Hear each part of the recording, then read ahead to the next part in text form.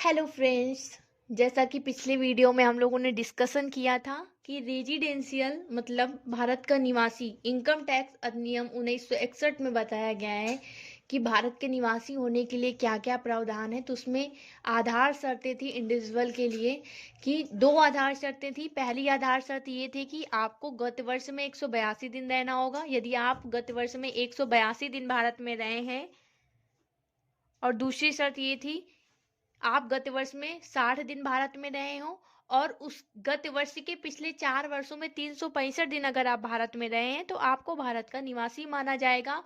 और दुनिया जहान की इनकम जहां जहां भी आपने इनकम कमाई है उन सब पे आपको टैक्स भारत में ही देना पड़ेगा आके। ठीक है, तो ये थी हमारी बेसिक कंडीशन। और उस बेसिक कंडीशन में कुछ अपवाद हैं, तो वो अपवाद हम लोग इस वीडियो पे देख लेते हैं। ठीक है, तो अपवाद है कि निम्न दशाओं में निवासी बनने के लिए केवल पहली आधार शर्त पूरी करना आवश्यक है। पहली इन द सेंस का मतलब ये है कि इस एक्सेप्शन में बताया गया है कि जो एक्सेप्शन दिए हुए हैं इन दो दशाओं में अगर ये दो दशाएं सेटिस्फाइड होती हैं तो आपको एक गत वर्ष में 182 दिन भारत में रहना पड़ेगा। मतलब इसका क्या है? इसका मतलब है कि वो एक व्यक्ति जो भारत का नागरिक है, क्या है, एक व्यक्ति भारत का नागरिक है, यदि गत वर्ष में किसी भारतीय समुद्री जहाज के बेड़े क्रू के सदस्य के रूप में विदेश जाता है अथवा रोजगार एम्प्लॉयमेंट के लिए विदेश जाता है। पहला पॉइंट है कि आप भारत के बाहर जा रहे हैं, विदेश में जा रहे हैं, रोजगार के लिए जा रहे हैं। रोजगार के लिए जा रहे हैं इसका मतलब ये है कि आपको विदेश में नौकरी मिल गई है और आप उस नौकरी को मतलब आप उस जॉब या नौकरी उसको ज्वाइन करने के लिए जा रहे हैं। मतलब नौकरी पक्की हो चुकी है, ठीक है, और उसको आप ज्वाइन करने के लिए अगर जा रहे हैं तो आप तो ये पहली कंडीशन हुई कि आपको नौकरी मिल गई है विदेश में, या फिर आप भारतीय समुद्री के जहाज के बेड़े के क्रू के सदस्य के रूप में जा रहे हैं, या फिर आपको विदेश में कोई नौकरी मिल गई है और वो नौकरी करने के लिए आप विदेश जा रहे हैं। ठीक है, दूसरा पॉइंट ये है कि एक व्यक्ति जो भारत का नागरिक अथवा भारतीय मूल का व्यक्ति है। इसका क्या मतलब है कि आप भारत के नागरिक हैं, भारतीय मूल के व्यक्ति हैं, मतलब आपके माता पिता यहाँ पे हैं लेकिन आप बाहर रह रहे हैं, विदेश में रह रहे हैं। ठीक है, और भारत के बाहर रह रहे हैं, गत वर्ष में भारत में भ्रमण पर आते हैं। ठीक है, आप अपने घर वालों से मिलने आते हैं या फिर भारत में भ्रमण करने के लिए आते हैं तो उसे 120 दिन भारत में रहना आवश्यक है। सॉरी, 120 दिन नहीं, 182 दिन। ठीक है, इन दो सिचुएशन में दो पॉइंट हैं। पहला पॉइंट क्या है? पहला पॉइंट ये है कि अगर आपको नौकरी मिल गई है और आप उस नौकरी को ज्वाइन करने के लिए भारत के बाहर विदेश जा रहे हैं, या फिर आप किसी जहाजी बेड़े के क्रू के सदस्य के रूप में जा रहे हैं, और या फिर दूसरी कंडीशन ये है कि आप भारत भारतीय मूल के व्यक्ति हैं, मतलब आपके दादा दादी या फिर मम्मी पापा यहाँ पे हैं और आप वहाँ पे हैं। ठीक है, और आप यहाँ पे भारत घूमने के लिए आ रहे हैं या फिर अपने परिजनों से मिलने के लिए यहाँ पे आ रहे हैं और यहाँ रुकते हैं। ठीक है, तो उस दशा में इन दो सिचुएशन में आपको भारत का निवासी तब माना जाएगा जब आप गत वर्ष में 182 दिन भारत में रहे हो। ठीक है, जबकि जो कंडीशन थी उसमें एक कंडीशन ये थी, बेसिक शर्तें जो आधार शर्तें हमारी थी उसमें ये थी कि गत वर्ष में या तो आप 182 दिन भारत में रहे हो, या फिर गत वर्ष में अगर आप 60 दिन भारत में रहे हैं तो गत वर्ष के पिछले 4 वर्षों में आप 365 दिन अगर भारत में रहते हैं तो आपको भारत का निवासी माना जाएगा। लेकिन कुछ अपवाद हैं, अपवाद दो सिचुएशन में, ए और बी। ठीक है, इन दोनों लोगों के लिए क्या है? इन दोनों लोगों के लिए ये है कि यदि ये गत वर्ष में 182 दिन भारत में रहते हैं, इनके लिए दूसरी कंडीशन में आना जरूरी है ही नहीं, क्योंकि पहली कंडीशन में बोल दिया गया कि आप यदि गत वर्ष में 182 दिन भारत में रहते हैं तो आपको भारत का निवासी माना जाएगा। ठीक है,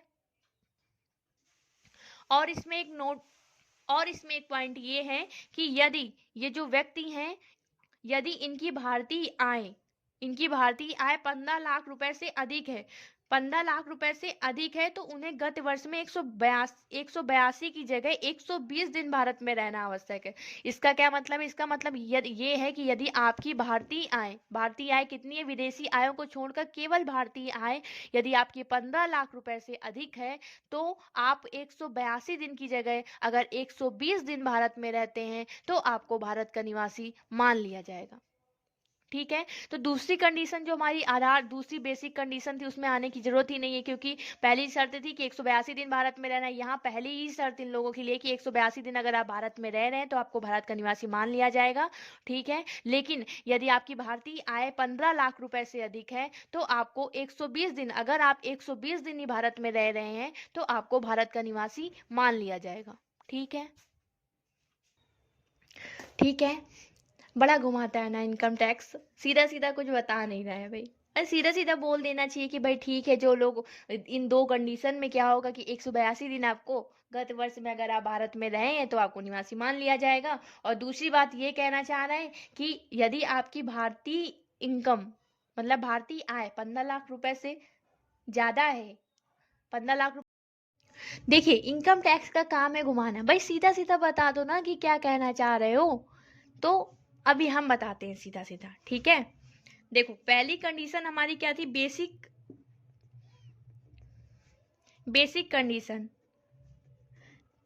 कंडीशन में दो कंडीशन, पहले जब जो हमने पहला रूल पढ़ा उसमें ये था कि आप या तो गत वर्ष में पीवाई में कितना 182 दिन भारत में रहे हो, 182 दिन, या फिर आप सेकेंड कंडीशन थी कि अथवा में थी, या आप पीवाई गत वर्ष में 60 दिन भारत में रहे हो, 60 दिन भारत में रहे हो और इसके गत वर्ष के पिछले 4 वर्षों में 4 वर्ष में 365 दिन भारत में रहे हो,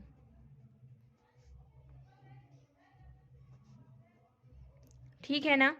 ये हमने पहले पढ़ा कि यदि इनमें आप एक कंडीशन अगर आप फुलफिल कर रहे हैं, सेटिस्फाइड कर रहे हैं, तो आपको भारत का निवासी माना जाएगा, ठीक है।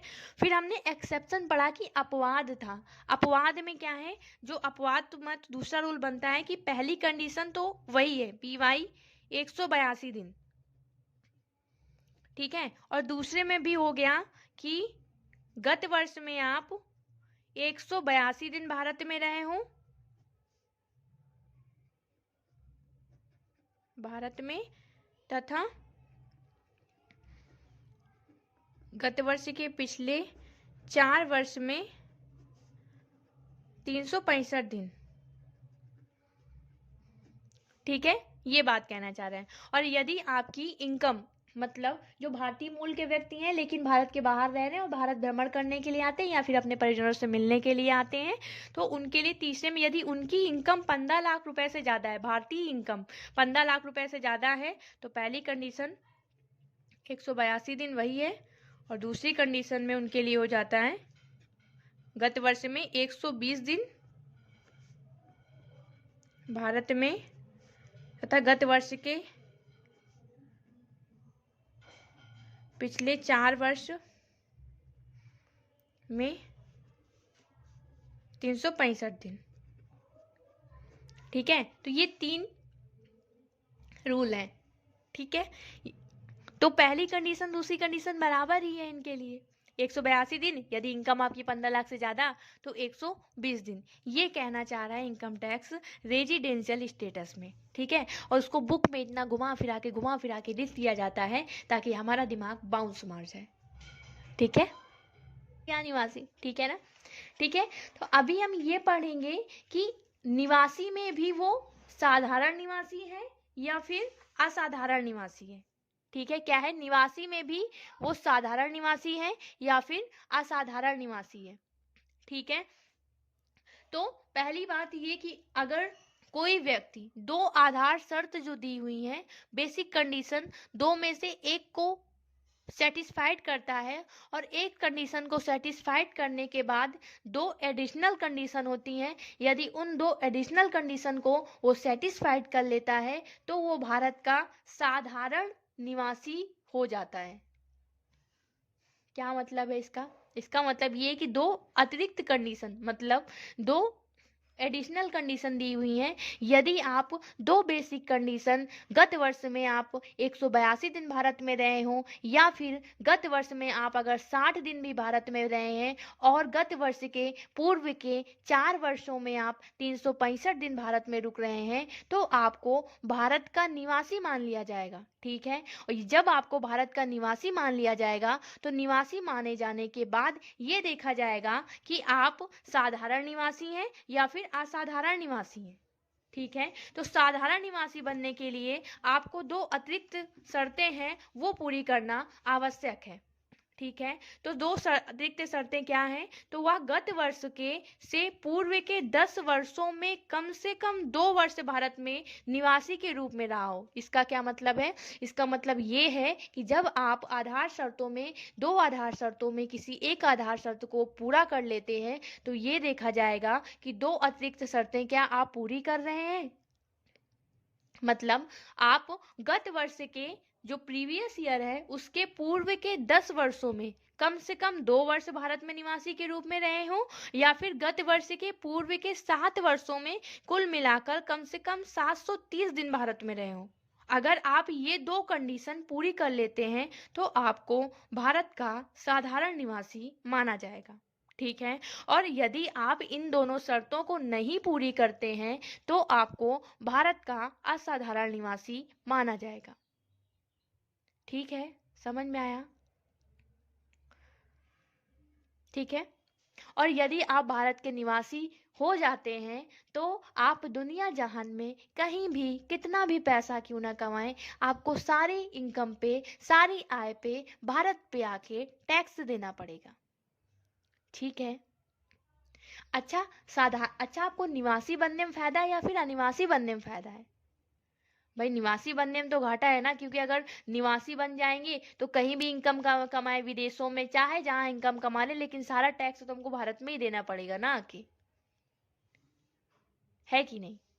ठीक है, तो ये था साधारण निवासी के लिए। और असाधारण निवासी के लिए क्या होता है? मतलब अनिवासी के लिए क्या होता है? अनिवासी के लिए ये होता है कि यदि आप भारत के निवासी नहीं हैं, भारत के निवासी यदि आप नहीं हैं, तो आप अगर भारत में जो इनकम कमाएंगे, जो आय आपने भारत में कमाई है, उसी आय पे केवल आपको टैक्स देना पड़ेगा। बाकी आप विदेशों में कहीं भी इनकम कमाने, उस पर आपको टैक्स नहीं देना पड़ेगा।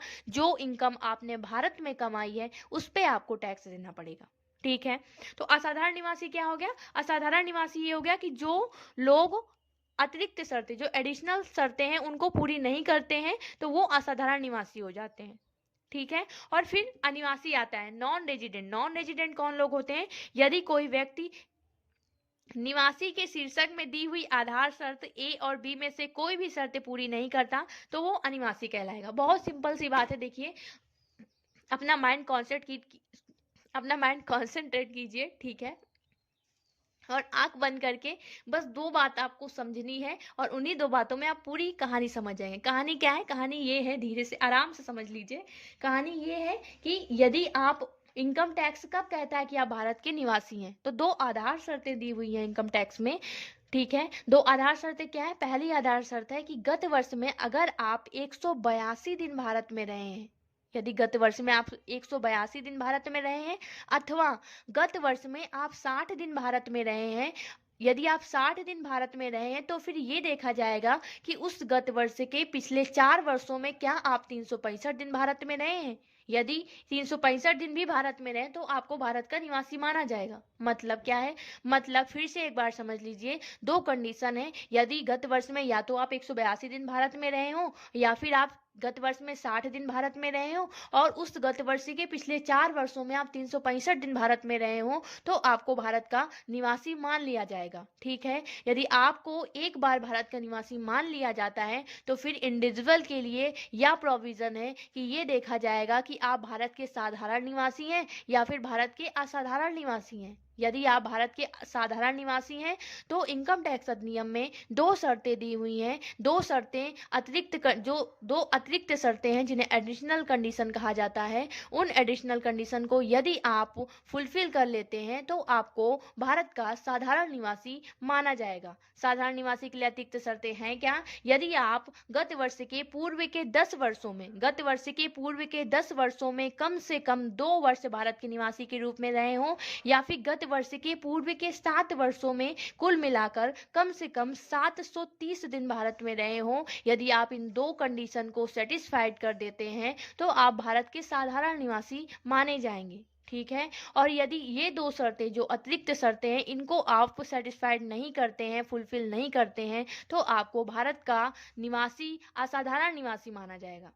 ठीक है। और जो व्यक्ति ए और बी, जो आधार शर्तें हैं, बेसिक कंडीशन ए और बी हैं, यदि इन दोनों शर्तों में कोई एक शर्त भी पूरी नहीं करते हैं तो उनको भारत का अनिवासी माना जाएगा। ये थी कहानी इंडिविजुअल की, बहुत ही सिंपल।